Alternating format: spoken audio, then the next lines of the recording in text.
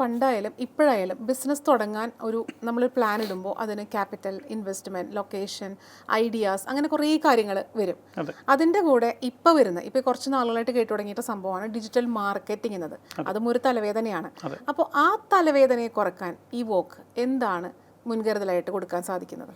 നിങ്ങൾ ടോട്ടൽ ഇപ്പോൾ ഒരു ബിസിനസ് കൺസിഡർ ചെയ്യുമ്പോൾ നിങ്ങൾക്കൊരു ക്യാപിറ്റൽ നിങ്ങൾ എന്തായാലും കൺസിഡർ ചെയ്യുമല്ലോ. ആ ക്യാപിറ്റലിനകത്ത് നിങ്ങൾക്കൊരു മാർക്കറ്റിംഗ് ബഡ്ജറ്റും ഉണ്ടാവും. ആ മാർക്കറ്റിംഗ് ബഡ്ജറ്റ് എന്ന് പറയുന്നത് maybe you need to allocate, depends on your budget. ഇപ്പോൾ നിങ്ങൾക്കൊരു ബിസിനസ് തുടങ്ങാൻ തന്നെ ഒരു 5 CR ബഡ്ജറ്റാണ് ടോട്ടൽ ഉണ്ടെന്നുണ്ടെങ്കിൽ ടോട്ടൽ മാർക്കറ്റിംഗ് ബഡ്ജറ്റിൻ്റെ ഒരു ഇപ്പോൾ ഫോർ എക്സാമ്പിൾ 1 CR ആണ് നിങ്ങൾ മാർക്കറ്റിംഗിന് ഉദ്ദേശിക്കണമെന്നുണ്ടെങ്കിൽ ഒരു 60-40 മോഡലിൽ പോകണമായിരിക്കും better. 60% you can spend in digital itself, 40% you can go for other traditional marketing media. Digital marketing ആ ഒരു കൺസിഡറേഷൻ ഇപ്പോഴത്തെ ഒരു സെനാരിയോ പ്രകാരം നമുക്ക് എടുക്കണം ആക്ച്വലി. അത് പൊതുവേ ചില കമ്പനികളൊക്കെ ചെയ്യുന്നത് അത് നേരെ ഒരു 95-5 ഒക്കെ ആക്കും. ട്രഡീഷണൽ മീഡിയയിൽ 95% സ്പെൻഡ് ചെയ്യും, 5% ഓൺലി ഡിജിറ്റൽ മാർക്കറ്റിംഗ് കൺസിഡർ ചെയ്യും. കാരണം അത് പറയാൻ കാരണം ഇപ്പം റീസെൻ്റായിട്ട് ഈ ലാസ്റ്റ് ഇയർ ആണെന്ന് എനിക്ക് തോന്നുന്നു ഒരു ഇ-കോമേഴ്സ് ലോഞ്ച് ചെയ്തപ്പം നമ്മുടെ ഇവിടെ കേരളത്തിൽ തന്നെ ലോഞ്ച് ചെയ്തൊരു ഇ-കോമേഴ്സ് ആണ്. അവർ ഓൾമോസ്റ്റ് എല്ലാ ഡെയിലിയുടെയും ഫ്രണ്ട് ഫുൾ പേജ് ബുക്ക് ചെയ്തിട്ട് അഡ്വർടൈസ് ചെയ്തു. So front full page book ചെയ്ത് അഡ്വർടൈസ് എല്ലാം മീഡിയ ചെയ്യണമെന്നുണ്ടെങ്കിൽ almost you need to spend 1 CR. So just imagine ഞാൻ ഇ-കോമേഴ്സ് വെബ്സൈറ്റ് ആണ് in front page of all the dailies from 5 AM to evening 5 PM കഴിഞ്ഞ് 1 CR is gone. So അതൊക്കെ ഒരു തെറ്റായ marketing സ്ട്രാറ്റജിയുടെ problem ആണ്. 1 CR you can easily spend means like you can reach to a level. അതവർ ചെയ്തില്ല. So that's a big loss. So അതാണ് അതിൻ്റെ ഒരു ബേസിക് ആയിട്ടുള്ള കാര്യം. ഇന്നത്തെ ഒരു കാലഘട്ടത്തിലേക്ക് വരികയാണെങ്കിൽ AI അതൊരു തരംഗമാണ്. ആ തരംഗത്തിലേക്ക് എത്തുമ്പോൾ തീർച്ചയായിട്ടും ആളുകൾ ചിന്തിക്കും, എന്തിനാ ഡിജിറ്റൽ മാർക്കറ്റിംഗ് ഞാനൊരു ഏജൻസി ഏൽപ്പിക്കുന്നത്, എന്തിനാ AI ഉണ്ടല്ലോ, AIയുടെ ടൂൾസ് നമുക്ക് ചെയ്തു തരും എന്ന് വിചാരിക്കുന്നവരായിരിക്കും ഇന്ന് കൂടുതലുള്ള ആൾക്കാർ. അപ്പോൾ AI എങ്ങനെയാണ് ഡിജിറ്റൽ മാർക്കറ്റിങ്ങിനെ അല്ലെങ്കിൽ അതിനെ തകർക്കാൻ സാധ്യതയുണ്ടോ? എന്താണ് അതിനെക്കുറിച്ച് സാറിൻ്റെ അഭിപ്രായം? ആക്ച്വലി ആളുകൾ അതായത് ഒരു കസ്റ്റമർ AI വെച്ചിട്ട് ഡിജിറ്റൽ മാർക്കറ്റിങ്ങിനെ റീപ്ലേസ് ചെയ്യാമെന്ന് ചിന്തിക്കുന്നതിനേക്കാൾ കൂടുതൽ ഇഷ്യൂ ഉണ്ടാകുന്നത് ഡിജിറ്റൽ മാർക്കറ്റിംഗ് കമ്പനികൾക്കോ അല്ലെങ്കിൽ ഡിജിറ്റൽ മാർക്കറ്റിംഗ് ചെയ്യുന്ന റിസോഴ്സുകൾക്കോ ആയിരിക്കും. അവരായിരിക്കും കൂടുതൽ ചിന്തിക്കുന്നത്, ഓക്കെ AI വന്നു ഇനി എൻ്റെ പണി പോവുമോ, അല്ലെങ്കിൽ ഇവോക്ക് എന്നുള്ള കമ്പനി നാളെ ഉണ്ടാവുമോ, ഇങ്ങനെയൊക്കെയുള്ള തോട്ട്സ് ആയിരിക്കും ആദ്യം വരുന്നത്. പണ്ട് കാലത്ത് കമ്പ്യൂട്ടർ വന്നിട്ട് ജോലി പോകുന്ന പോലെ തന്നെയാണ് ഇപ്പോൾ ഒരു 1988 മൈക്രോസോഫ്റ്റ് ഓഫീസ് ലോഞ്ച് ചെയ്യുന്നത്. അതായത് MS ഓഫീസ്, അതായത് വേർഡും എക്സലും ഒക്കെ വന്നത്. അന്നത് വരുമ്പം ട്രഡീഷണൽ ആയിട്ട് ഇപ്പോൾ ഒരു എക്സൽ ആണെന്നുണ്ടെങ്കിൽ ട്രഡീഷണലി രജിസ്റ്റേഴ്സ് ഉണ്ടല്ലോ, അതായത് ഈ ഫിസിക്കൽ രജിസ്റ്റേഴ്സ്, അത് മാനേജ് ചെയ്യുന്ന സ്റ്റാഫ് ഫ്രണ്ട് ഓഫീസിൽ മിക്കവാറുള്ള എല്ലാ കമ്പനികൾക്കും കാണും ഒരു റിസപ്ഷനിൽ രജിസ്റ്റർ എഴുതുന്ന പരിപാടി. അത് now that is replace with Excel or any other softwares. അത് എക്സൽ വന്നതുകൊണ്ട് ആളുകളുടെ ജോലി പോയിട്ടില്ല, പക്ഷേ എഫിഷ്യൻസി 100 times മുകളിൽ ഇമ്പ്രൂവ് ആയിട്ടുണ്ട്. ബിക്കോസ് യു ഗെറ്റ് ട്രഡീഷണൽ രജിസ്റ്ററിൽ നിങ്ങൾ ഡിപ്പെൻഡ് ചെയ്താൽ ചിലപ്പോൾ ആ ബുക്ക് കുറച്ച് കഴിയുമ്പോൾ പോവും, കത്തിപ്പോവും, അല്ലെങ്കിൽ പുഴുവരിച്ച് പോകും, എന്തെങ്കിലുമൊക്കെ സംഭവിക്കും. Digitally when you are keeping it you have the reference. 10 കൊല്ലം മുന്നേ വന്ന വിസിറ്ററുടെ ഇൻഫർമേഷനും you will have in the excel if you are keeping an excel. So അതുകൊണ്ട് ഒരു ടൂള് വരുന്നു, ഒരു ടൂള് വരുന്നു എന്നതുകൊണ്ട് ഒരിക്കലും മാർക്കറ്റിൽ അത് ഫുള്ളായിട്ട് ഒരു റിസോഴ്സിനെ തുറച്ച് കളയാൻ പറ്റുമോ അല്ലെങ്കിൽ മാർക്കറ്റിംഗ് തുറച്ച് കളയാൻ പറ്റില്ല. ആ ടൂള് ശരിക്കും ഹെൽപ്പ് ചെയ്യുന്നു. ഇപ്പോൾ AI ഫോർ എക്സാമ്പിൾ, ഇപ്പോൾ ഡിജിറ്റൽ മാർക്കറ്റിങ്ങിൽ ഒരു വലിയ ഫാക്ടറാണ് കണ്ടന്റ് മാർക്കറ്റിംഗ്. ഇപ്പോൾ ChatGPT എല്ലാവരും കേട്ടിട്ടുണ്ടാവും. ആക്ച്വലി ChatGPT ഒരു കണ്ടന്റ് ടൂളാണ്. ആക്ച്വലി കണ്ടന്റ് നമുക്ക് ബിൽഡ് ചെയ്യാൻ വേണ്ടിയിട്ട് ഉപയോഗിക്കുന്ന ഒരു ടൂളാണ് ആക്ച്വലി. അപ്പോൾ ഈ കണ്ടന്റ് ബിൽഡ് ചെയ്യാൻ ഇപ്പോൾ ഫോർ എക്സാമ്പിൾ എനിക്കൊരു ബ്ലോഗ് ഒന്ന് എഴുതണം, ChatGPTയിൽ ഞാൻ ടോപ്പിക് കൊടുത്തു കഴിഞ്ഞാൽ ChatGPT will give you the blog.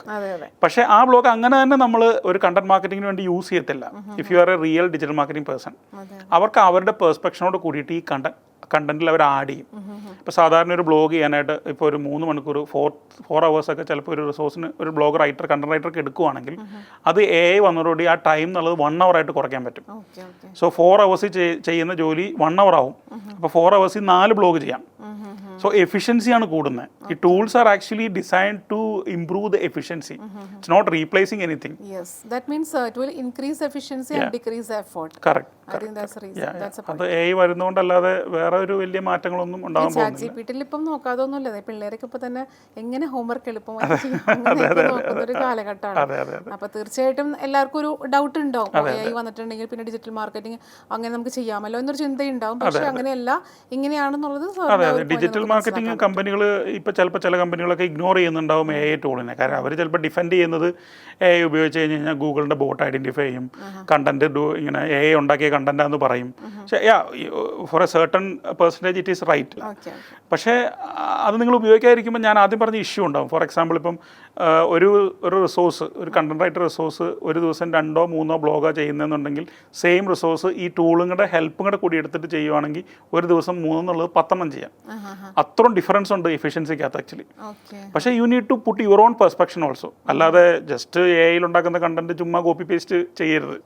U need to put your own എന്താ പറയുക ഹ്യൂമൻ എഫോർട്ടും കൂടെ കൂടി അതിനകത്ത് ക്ലബ് ചെയ്ത് വരുമ്പോഴാണ് you can improve the efficiency. ഇൻട്രൊഡക്ഷനിൽ പറഞ്ഞ പോലെ തന്നെ സാറിൻ്റെ ഒരുപാട് ട്രിക്സ്, ടിപ്സ്, അതുപോലെ തന്നെ ഇൻഫോർമേഷൻസ് നമുക്ക് ഇപ്പോൾ ഇതുപോലെ ഇങ്ങനെ കേൾക്കാൻ പറ്റും. പക്ഷേ ഇനിയും ഒരുപാട് കേൾക്കാനുണ്ട്, ഒരുപാട് അറിയാനുണ്ട്. അപ്പോൾ അങ്ങനെ നമ്മുടെ സമൂഹത്തിന് കൊടുക്കാൻ, അല്ലെങ്കിൽ ഇപ്പോഴത്തെ വരുന്ന ജനറേഷന് ഒരു ബിസിനസ് തുടങ്ങാൻ താല്പര്യമുള്ളവർക്ക് കൊടുക്കാനായിട്ട് സാറിന് മറ്റെന്താണ് ഈ വോക്ക് എന്നുള്ളൊരു സ്ഥാപനമല്ലാതെ മറ്റെന്താണ് സാറിന് പ്രൊവൈഡ് ചെയ്യാൻ പറ്റുന്നത്? നമുക്ക് ആദ്യം ചോദിച്ചപ്പോൾ ചിലപ്പോൾ ബഡ്ജറ്റ് ഇല്ലാത്ത ആളുകൾ ചിലപ്പോൾ നമ്മുടെ അടുത്ത് സംസാരിക്കും, അല്ലെങ്കിൽ അവരുടെ ബഡ്ജറ്റ് കൺസ്ട്രെയിൻ ഉണ്ടാവും. അല്ലെങ്കിൽ ചില ആൾക്കാർക്ക് ഇപ്പം നമ്മൾ പറയുന്ന നമ്മുടെ കമ്പനി ചെയ്യുന്ന കാര്യങ്ങൾ അറിയാൻ ആഗ്രഹം ഉണ്ടാവുമായിരിക്കും. അല്ലെങ്കിൽ ഏതൊരു അപ്രോച്ചാണ് ഒരു പ്രൊജക്റ്റിൽ എടുക്കേണ്ടത്, ഒരു ബിസിനസ്സിൽ എങ്ങനത്തെ അപ്രോച്ച് എടുക്കണം, അല്ലെങ്കിൽ ഇതിലൊരു കരിയർ ഉണ്ടാക്കണം. For example if you want to become a digital marketing professional, നിങ്ങൾക്ക് അത് പഠിക്കണം, അല്ലെങ്കിൽ നിങ്ങൾക്ക് എങ്ങനെ ഉണ്ടാക്കാം, ഇങ്ങനെയുള്ളതിന് ആൻസർ ആയിട്ടാണ് നമ്മൾ ഇവോക്കിൻ്റെ ഒരു സബ്സിഡറി പോലെ നമ്മളൊരു ഡിജിറ്റൽ സ്കൂൾ ഇനിഷ്യേറ്റ് ചെയ്തിട്ടുണ്ട്. ഇവോക്ക് ഡിജിറ്റൽ സ്കൂൾ എന്ന് പറഞ്ഞിട്ട് സ്റ്റാർട്ട് ചെയ്തിട്ടുണ്ട്. അതൊരു 2 years ആയി ഇപ്പോൾ നമ്മൾ സ്റ്റാർട്ട് ചെയ്തിട്ട്. ഇനിഷ്യലി രണ്ടും ഉണ്ടായിരുന്നു. സ്റ്റാർട്ട് ചെയ്ത സമയത്ത് ഓൾമോസ്റ്റ് ഒരു ഫസ്റ്റ് ഒരു 6 months ഓഫ്ലൈനും ഓൺലൈൻ കോഴ്സസും ഉണ്ടായിരുന്നു ആക്ച്വലി. ഇപ്പം നമുക്ക് ഒരു ഓൾമോസ്റ്റ് 1.5 years ആയിട്ട് ഓൺലൈൻ മാത്രമേ ഉള്ളൂ. അതിൻ്റെ ബേസിക് റീസൺ എന്ന് പറഞ്ഞാൽ നമ്മുടെ അടുത്ത് പഠിക്കുന്ന സ്റ്റുഡൻസിൽ ഒരു 50% മുകളിലുള്ള ആൾക്കാരും GCC അല്ലെങ്കിൽ വേറെ ഔട്ട് ഓഫ് ഇന്ത്യ ആൾക്കാരാണ്, അല്ലെങ്കിൽ ഔട്ട് ഓഫ് കേരള ആൾക്കാരാണ്. ഫിസിക്കലി ഈ ക്ലാസ്സിൽ വന്ന് പഠിക്കാൻ പറ്റാത്ത ആളുകളാണ്. എല്ലാവരും തന്നെ വർക്കിംഗ് പേഴ്സൺസും ആണ്, വർക്കിംഗ് പ്രൊഫഷണൽസ് ആണ്. കാരണം ഈ digital marketing is like A skill, like driving or swimming. So ആ ഒരു സ്കിൽ സെറ്റും കൂടെ കൂടിയിട്ട് അവരുടെ പ്രൊഫൈലിലേക്ക് മേ ബി സെയിൽസിൽ വർക്ക് ചെയ്യുന്ന ഒരാളായിരിക്കും. അയാൾക്ക് ഡിജിറ്റൽ സ്കില്ലും കൂടെ ഉണ്ടെങ്കിൽ അയാളുടെ പോർട്ട്ഫോളിയോക്കകത്ത് ഈ ഒരു സ്കില്ലും കൂടെ അഡീഷണലി വരും. അയാൾക്ക് കിട്ടുന്ന സാലറിനേക്കാളും കൂടുതൽ ഇത്രയും കൂടെ സാലറി അവർക്ക് നെക്സ്റ്റ് കമ്പനിയിൽ he can negotiate, because he is adding 1 more skill to his profile. So അതിന് വേണ്ടിയിട്ടാണ് കൂടുതൽ ആൾക്കാരും പഠിക്കുന്നത്. പിന്നെ നമ്മൾ ഉണ്ടാക്കിയേക്കുന്ന സിലബസ് എന്ന് പറയുന്നത് not a traditional digital marketing ഇൻസ്റ്റിറ്റ്യൂട്ടോ അക്കാദമി ഒന്നും ചെയ്യുന്ന പോലെ ഒരു ട്രഡീഷണൽ സിലബസ് അല്ല നമ്മൾ പഠിപ്പിക്കുന്നത്. നമ്മൾ ഇപ്പോൾ ഞാൻ ആദ്യം പറഞ്ഞ പോലെ ഇപ്പോൾ കറൻ്റ്ലി തന്നെ നമ്മളൊരു 300+ ഡിജിറ്റൽ മാർക്കറ്റിംഗ് പ്രോജക്ട്സ് നമ്മുടെ കമ്പനി കറൻ്റ്ലി ഹാൻഡിൽ ചെയ്യുന്നുണ്ട്. അതിൽ തന്നെ ഒരു more than 50% very big clients ആണ്. അപ്പോൾ അത്രയും വലിയ കമ്പനികൾക്ക് ചെയ്തിട്ടുള്ള എക്സ്പീരിയൻസ് വെച്ചിട്ടാണ് നമ്മൾ ഈ സ്റ്റഡി മെറ്റീരിയൽസ് ഡിഫൈൻ ചെയ്തേക്കുന്നത്. അതായത് ഒരു ഫോർ എക്സാമ്പിൾ ഇവിടെയുള്ള തീർച്ചയായിട്ടും ഇപ്പോൾ ഒരു 50 ലക്ഷം രൂപ ഗൂഗിളിൽ കറൻ്റ്ലി സ്പെൻഡ് ചെയ്തുകൊണ്ടിരിക്കുന്ന ഒരു അക്കൗണ്ട് ഹാൻഡിൽ ചെയ്യുന്ന ഒരു കമ്പനി എന്ന് പറഞ്ഞാൽ അതൊരു വലിയ കമ്പനിയാണ് ആക്ച്വലി. കാരണം അവർ ഒത്തിരി കാര്യങ്ങൾ ഗൂഗിളുമായിട്ട് ചെയ്യുന്നുണ്ടാവും, ഗൂഗിളിൻ്റെ ഡെഡിക്കേറ്റഡ് സപ്പോർട്ട് ഉണ്ടാവും, ഒത്തിരി കാര്യങ്ങളുണ്ടാവും. നമ്മൾ എടുത്തിട്ടുള്ള കുറേ കാര്യങ്ങളുണ്ടാവും. ആ ഇൻഫർമേഷൻസ് എല്ലാം കൂടി കളക്ട് ചെയ്തിട്ട് സ്റ്റഡി മെറ്റീരിയൽ ആക്കിയിട്ടാണ് ഞങ്ങൾ ഈ ഓൺലൈൻ കോഴ്സ് ഡിഫൈൻ ചെയ്തേക്കുന്നത്. അത് നമ്മളിപ്പോൾ എനിക്ക് പറഞ്ഞിട്ടുണ്ടെങ്കിൽ ഡിസൈൻ ഡെവലപ്മെന്റ് മാത്രമല്ല ക്ലയൻസിന് കൊടുക്കുന്നത്, ക്ലയൻസിന് മാത്രമല്ല ഇതുപോലെ സമൂഹത്തിനായിട്ട് പഠിപ്പിച്ചു കൊടുക്കാൻ വേണ്ടി ഒരു ഡിജിറ്റൽ സ്കൂൾ നമ്മൾ പ്രൊവൈഡ് ചെയ്യുന്നുണ്ട്. ഇവോക്ക് സ്കൂൾ അല്ലേ? ഇവോക്ക് ഡിജിറ്റൽ സ്കൂൾ പ്രൊവൈഡ് ചെയ്യുന്നുണ്ട്. അപ്പോൾ അതിന്റെ കോഴ്സ് ഡ്യൂറേഷൻ അത് ശരിക്കും ഒരു 2 months കോഴ്സാണ് ആക്ച്വലി. 2 months ഓൺലൈൻ കോഴ്സാണ് ആക്ച്വലി. അത് നമുക്ക് ഡിഫറെൻറ്റ് ബാച്ചസ് ഉണ്ട്. നൈറ്റ് ബാച്ചസ് ആണ് കൂടുതലുള്ളത്. കാരണം കൂടുതലും ഞാൻ പറഞ്ഞ പോലെ ടൈമിംഗ് സോൺ ഡിഫറൻസ് ഉള്ള ആൾക്കാരാണ് കൂടുതലും പഠിക്കുന്നത്. പിന്നെ വർക്ക് ചെയ്യുന്ന ആൾക്കാരാകുമ്പോൾ അവർക്ക് നൈറ്റ് ബാച്ചസ് ഉണ്ടാവും. പിന്നെ ഹൗസ് വൈഫ്സ് ഉണ്ട്, അതൊരു വലിയ ഫാക്ടർ. GCCയിൽ ഇരിക്കുന്ന ഒരുപാട് ഹൗസ് വൈഫ്സ് ഇത് പഠിക്കുന്നുണ്ട്. അപ്പോൾ അവർക്ക് വേണ്ടി ഉച്ചയ്ക്ക് 12 മണിക്ക് ഒരു ബാച്ചുണ്ട്. കാര്യം അവർ പിള്ളേരെയൊക്കെ സ്കൂളിലൊക്കെ വിട്ടിട്ട് അവർക്ക് ആ ബാച്ചിൽ പഠിക്കാൻ വേണ്ടിയിട്ട് നമ്മൾ 12 മണിക്ക്, എനിക്ക് വേണം അത് കറണ്ട് റണ്ണിങ് ബാച്ചിലൊക്കെ എനിക്ക് വേണം 30+ ഈ ഹൗസ് വൈഫ്സ് മാത്രം ഉണ്ട്, അവരത് പഠിക്കുന്നുണ്ട്. അപ്പോൾ ഒരു 2 months കോഴ്സായിട്ടാണ് ഡിഫൈൻ ചെയ്തേക്കുന്നത്. 2 months കഴിഞ്ഞിട്ട് ഒരു 1 month ഇന്റേൺഷിപ്പ് പ്രോഗ്രാമോടെ കൂടി നമുക്കുണ്ട്. ആ ഇന്റേൺഷിപ്പ് എന്ന് പറഞ്ഞാൽ ഇവോക്കിൻ്റെ പ്രൊജക്റ്റുകളിൽ തന്നെയായിരിക്കും നമ്മളത് വർക്ക് ചെയ്യുന്നത്. സോ അങ്ങനെ ഒരു 3 months കോഴ്സായിട്ടാണ് നമ്മൾ ഡിഫൈൻ ചെയ്തേക്കുന്നത്. അതായത് ഈ പറഞ്ഞ ഡിസൈനും ഡെവലപ്മെന്റും അല്ലാതെ സാറിൻ്റെ ആ ഒരു ഡിജിറ്റൽ സ്കൂളിൽ പഠിക്കുകയാണെങ്കിൽ തീർച്ചയായിട്ടും ഒരു പ്ലേസ്മെന്റ് പോലെ എന്ന് വേണമെങ്കിൽ പറയാം അല്ലേ? നമ്മൾ ശരിക്കും പറഞ്ഞാൽ ഇപ്പോൾ ഈ ഒരു ട്രഡീഷണൽ അക്കാദമി ആയിട്ടാണ് എൻ്റെ ബ്രെഡ് ആൻഡ് ബട്ടർ ബിസിനസ് അല്ല digital school. Why I initiated digital school is actually എനിക്ക് എല്ലാ വർഷവും മിനിമം ഒരു 3 to 4 minimum recruitment digital marketing ടീമിലേക്ക് മാത്രം എടുക്കുന്നുണ്ട്. So when I'm doing the recruitment ഞാൻ ചിലപ്പോൾ ഒരു 40 to 50 പീപ്പിളൊക്കെ ആയിരിക്കും ഇൻട്രാക്ട് ചെയ്യുന്നത്, ഇൻ്റർവ്യൂ എടുക്കുന്നത്. ഈ 50 പേരിൽ നിന്നൊക്കെ ആയിരിക്കും ഒരാളെ എനിക്ക് കിട്ടുന്നത്. So what I understand is actually all these 50 people are actually study somewhere. എവിടെയോ പഠിച്ചിട്ടുണ്ട് അവർ ആക്ച്വലി. പക്ഷേ ഇപ്പം അവർക്കൊരു പ്രാക്ടിക്കൽ ക്വസ്റ്റ്യൻ ചോദിച്ചു കഴിഞ്ഞാൽ അവർക്ക് ഒരു ഐഡിയ ഇല്ല. സോ അതെനിക്കൊരു വലിയ പ്രശ്നമാണ്. അതിൽ നിന്ന് ഈ 50 പേരിൽ നിന്ന് കുഴപ്പമില്ലാന്ന് തോന്നുന്ന ഒരാളെ ആയിരിക്കും ഞാൻ റിക്രൂട്ട് ചെയ്യുന്നത്. So then I decided that why don't we start a school where we will teach. Digital സ്കൂളിലേക്ക് എത്തിയതിനും ഓരോ കാരണങ്ങളുണ്ട്. ഓഫ് കോഴ്സ് കാരണമുണ്ട്. ഞാൻ അവിടെ നിന്നാണ് ഇപ്പോൾ റിക്രൂട്ട്മെന്റ് ചെയ്യുന്നത്. അതായത് എനിക്ക് ഐഡന്റിഫൈ ചെയ്യാൻ പറ്റും. ഇപ്പോൾ ഒരു ബാച്ചിൽ ഇപ്പോൾ ഒരു 30 പേര് പഠിക്കുന്നുണ്ട്. അതിനകത്ത് ഒരാൾ നമുക്ക് ഐഡന്റിഫൈ ചെയ്യുമല്ലോ ഏറ്റവും the best student, we will take the student.